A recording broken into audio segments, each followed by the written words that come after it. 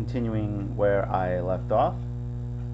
Suddenly, the schooner in front of me gave a violent yaw, turning, perhaps, through 20 degrees, and almost at the same moment one shout followed another from on board. I could hear feet pounding on the companion ladder, and I knew that the two drunkards had at last been interrupted in their quarrel and awakened to a sense of their disaster.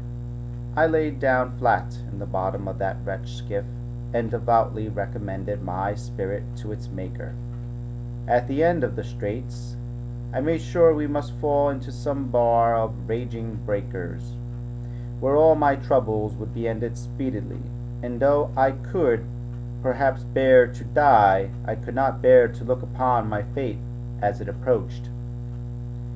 So I must have lain for hours, continually beaten to and fro upon the billows, now and again wetted with flying sprays, and never ceasing to expect death at the next plunge.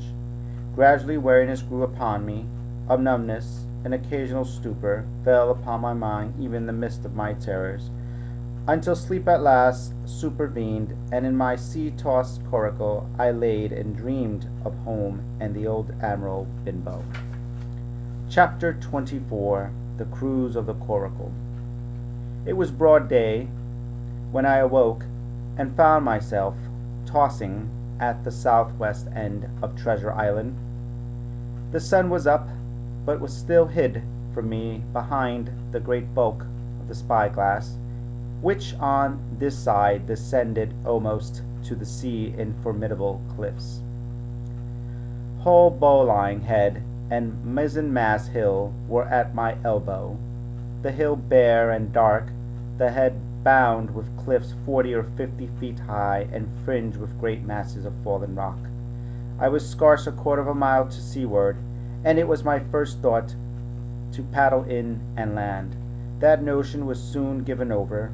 Among the fallen rocks the breakers spouted and bellowed, loud reverberations, heavy sprays flying and falling, succeeded one another from second to second, and I saw myself, if I ventured nearer, dashed to death upon the rough shore, or spending my strength in vain to scale the beetling crags.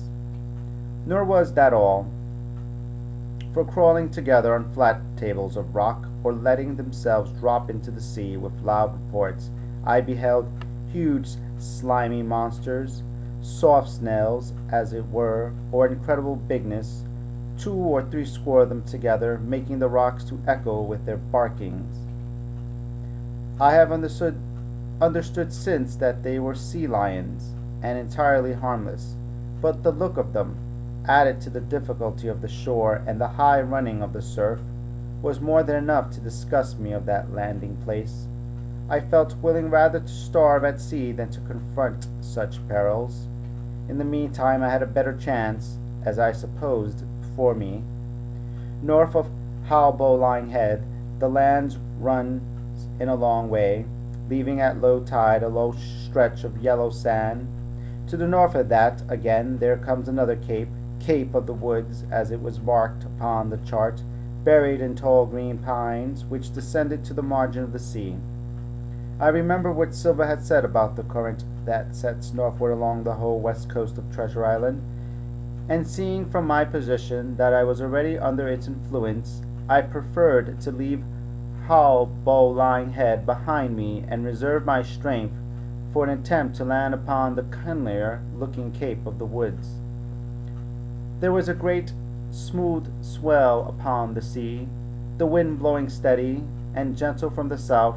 There was no contrary between that and the current, and the billows rose and fell unbroken. Had it been otherwise, I must long ago have perished, but as it was, it is surprising how easily and securely my little and light boat could ride. Often, as I stayed laid at the bottom and kept no more than an eye above the gunwale, I would see a big blue summit heaving close above me. Yet the coracle would but bounce a little, dance if on springs, and subside on the other side into the trough as slightly as a bird. I began after a little to grow very bold, and sat up to try my skill at paddling, but even a small change in the disposition of the weight would produce violent changes in the behavior of a coracle, and I had hardly moved before the boat, giving up at once her gentle dancing movement, ran straight down a slope of water so steep that it made me giddy, and struck her nose with a spout of spray deep into the side of the next wave. I was drenched and terrified, and fell instantly back into my old position, whereupon the coracle seemed to find her head again, and led me as softly as before among the billows. It was plain she was not to be interfered with, and at that rate, since I could in no way influence her course, what hope had I left of reaching land? I began to be horribly frightened, but I kept my head for all that. First, moving with all care, I gradually bailed out the coracle with my sea cap. Then, getting my eye once more above the gunwale, I set myself to study how it was she managed to slip so quietly through the rollers. I found each wave, instead of the big, smooth, glossy mountain it looks from shore or from a vessel's deck, was for all the world like any range of hills on dry land, full of peaks and smooth places and valleys. The coracle, left to herself, turning from side to side, threaded, so to speak, her way through these lower parts, and avoided the steep slopes and higher toppling summits of the wave. Well now, thought I to myself, it is plain I must lie where I am and not disturb the balance. But it is plain also that I can put the paddle over the side, and from time to time, in smooth places, give her a shove or two towards land. No sooner thought upon than done. There I laid on my elbows in the most trying attitude, and every now and again gave a weak stroke or two to turn her head to shore. It was very tiring and slow work, yet I did visibly again gain ground, and as we drew near the Cape of the Woods, though I saw I must infallibly miss that point, I had still made some 100 yards of easting. I was, indeed, closed in. I could see the cool green treetops swaying together in the breeze, and I felt sure I should make the next promontory without fail. It was high time, for now I began to be tortured with thirst. The glow of the sun from above, its thousand-fold reflection from the waves, the sea water that fell and dried upon me, caking my very lips with salt, combined to make my throat burn and my brain ache. The sight of the trees so near at hand had almost made me sick with longing. But the current had soon carried me past the point, and as the next reach of sea opened out, I beheld a sight that changed the nature of my thoughts.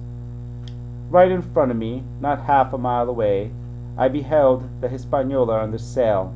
I made sure, of course, that I should be taken, but I was so distressed for want of water that I scarce knew whether to be glad or sorry at the thought, though long before I had come to a conclusion. Surprise had taken entire possession of my mind, and I could do nothing but stare and wonder. The Hispaniola was under her mainsail and two jibs, and the beautiful white canvas shone in the sun like snow or silver. When I first sighted her, all her sails were drawing. She was lying a course about northwest, and I presumed the men on the board were going round the island on their way back to the anchorage. Presently, she began to fetch more and more to the westward, so that I thought they had sighted me and were going about in chase. At last, however, she fell right into the wind's eyes, were taken dead aback, and stood there a while helpless, with her sails shivering. "Clumsy fellow," said I, "they must still be drunk as owls," and I thought how Captain Smollett would have set them skipping. I'm going to leave it off there, and again, thank you for watching. Give it a thumbs up or a thumbs down, leave a comment below, and I'll see you in the next one. Bye.